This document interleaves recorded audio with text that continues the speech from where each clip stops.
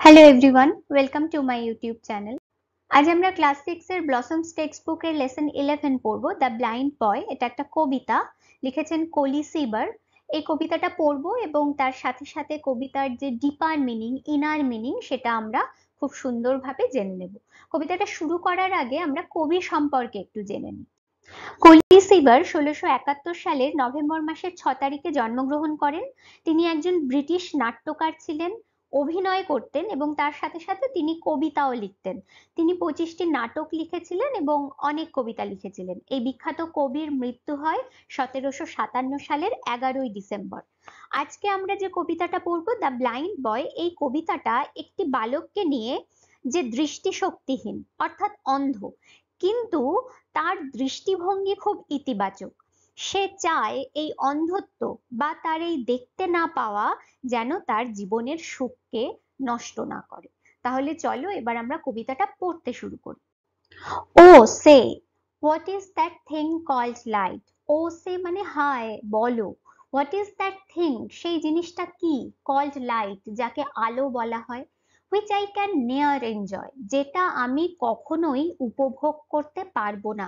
এখানে এই শব্দটা দেখো, এন ই, তারপরে অ্যাপোস্ট্রফি, তারপরে ইয়ার, এটা কিন্তু নেভার শব্দের শর্ট ফর্ম। নেয়ার লেখা মানে কখনোই না, এনজয় মানে উপভোগ করা। এখানে বক্তা একজন অন্ধ বালক, সে একজনের কাছে জানতে চাইছে আলো কি। আলোর অর্থ সে জানতে চাইছে, কারণ সে কখনোই আলো উপভোগ করতে পারবে না, সে তো অন্ধ। আলো যে কি সে তা জানে না, তাই সে বলছে যে আমাকে বলো যে আলো জিনিসটা কি, যেটা আমি কখনোই উপভোগ করতে পারবো না।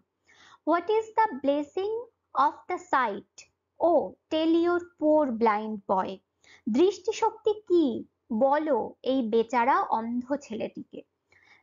এখানে সাইট মানে দৃষ্টি বা দৃষ্টিশক্তি, সে জানতে চাইছে দৃষ্টিশক্তির আশীর্বাদ কি। ব্লেসিং মানে আশীর্বাদ।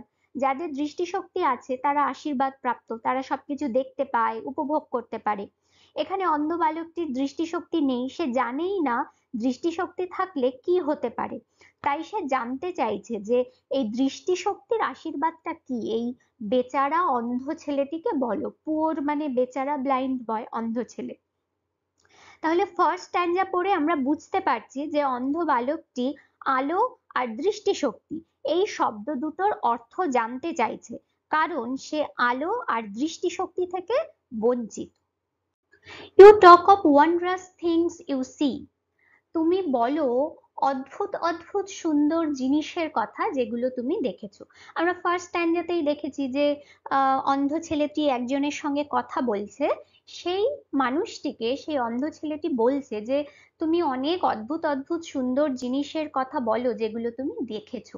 ওয়ান্ডারাস মানে অদ্ভুত সুন্দর জিনিস।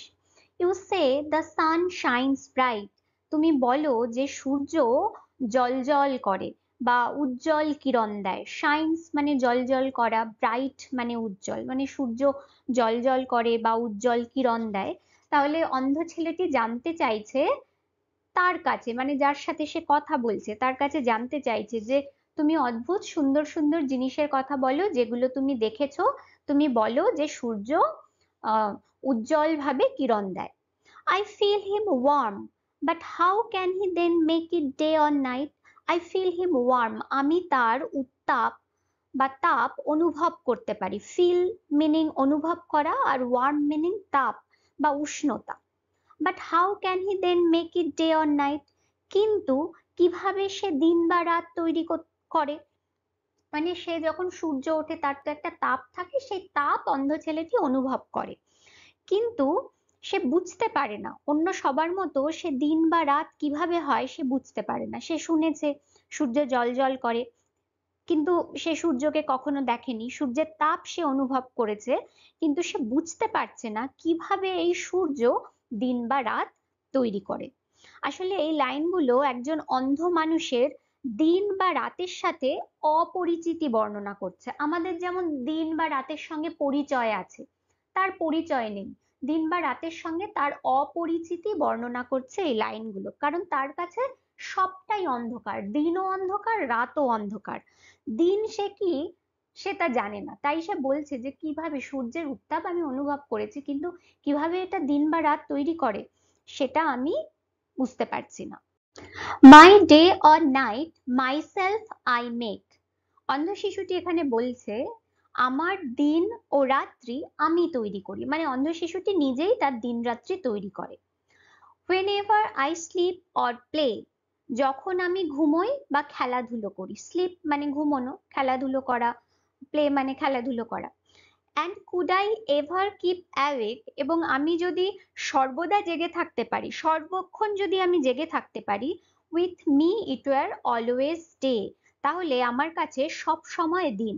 তার মানে দিন রাত্রির ভাগ সে কিভাবে করছে, যখন সে ঘুমোয় আর যখন সে খেলে, সেই হিসেবে সে দিন রাত্রির ভাগ করছে। আমরা দিন রাত্রির বিচার করি কিভাবে, সূর্যোদয় ও সূর্যাস্তের মাধ্যমে। সূর্যোদয়ের পরে দিন হয় আর সূর্য অস্ত যাওয়ার পরে রাত শুরু হয়। কিন্তু অন্ধ ছেলেটি দেখতে পায় না, তার দিন ও রাত সে নিজে তৈরি করে। যখন সে খেলে তখন সেটা দিন, আর যখন সে ঘুমোয় সেটা তার কাছে রাত। সে যদি সর্বক্ষণ খেলতে পারে অ্যান্ড খেলতে পারুক, বা যদি সর্বক্ষণ সে যদি জেগে থাকতে পারে, and could I ever keep awake, যদি সর্বক্ষণ সে জেগে থাকতে পারে, with me it were always day, তাহলে সর্বক্ষণই তার জন্য দিন। এখানে শিশুটি তার অন্ধত্ব নিয়ে কিন্তু দুঃখ প্রকাশ করছে না, যে আমি অন্ধ, আমি দেখতে পাই না, এরম ভাবে সে দুঃখ প্রকাশ করছে না, বরং সে গর্বিত। সে নিজের দিনরাত্রি নিজেই তৈরি করছে, খুব পজিটিভলি সে কিন্তু জীবনকে দেখছে। With heavy size I often here, দীর্ঘশ্বাস ফেলে আমি প্রায়শই শুনতে পাই।